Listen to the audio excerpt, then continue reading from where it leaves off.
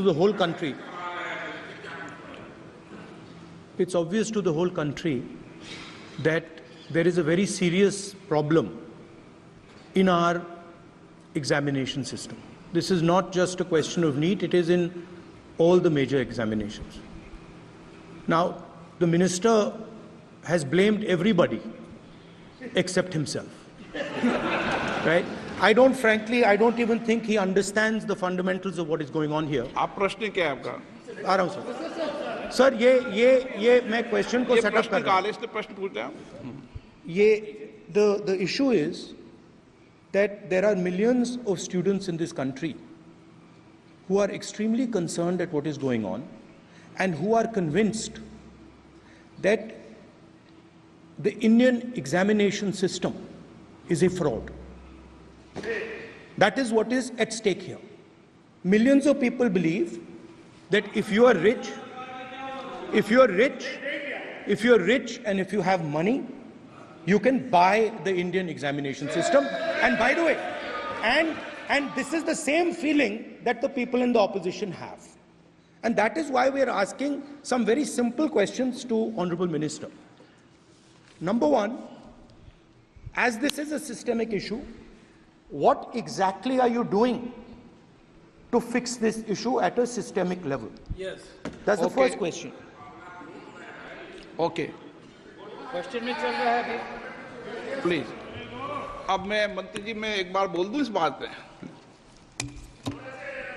चलो मंत्री जी आप शॉर्ट में जवाब दो, फिर मैं बोल ही देता हूं आज।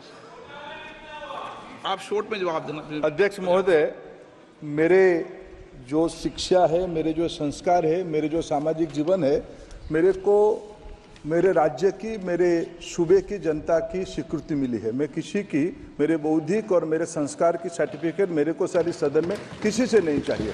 देश की प्रजातंत्र में चुन के मेरे नेता प्रधानमंत्री मोदी जी को प्रधानमंत्री की भूमिका दिया है।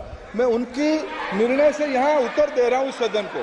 बाकी ये कहना चिल्लाने से सच झूठ नहीं हो जाएगा साहब। ये जो कहा गया देश की अभी की एग्जामिनेशन सिस्टम रबिश है सर, इससे दुर्भाग्यजनक बयान देश की नेता प्रतिपक्ष का कुछ नहीं हो सकता है सर। मैं कठोर शब्द से इसको निंदा करता हूं।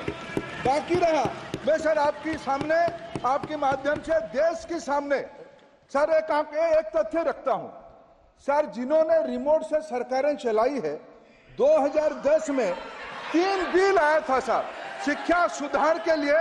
उन्हीं की पार्टी के नेता आदरणीय कपिल सिब्बल साहब 3 बिल लाए थे।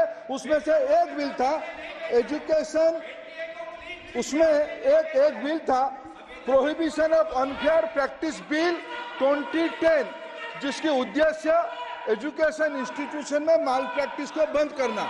सर मेरे सरकार की हिम्मत है, अभी हमने पब्लिक एग्जामिनेशन की रेगुलरिटीज में बिल लाए, कानून बनाए। क्या मजबूरी था कांग्रेस पार्टी की, क्या मजबूरी था नेता प्रतिपक्ष की? उन्होंने उस बिल को उल्टा किया, किसके दबाव में उल्टा किया? क्या निजी मेडिकल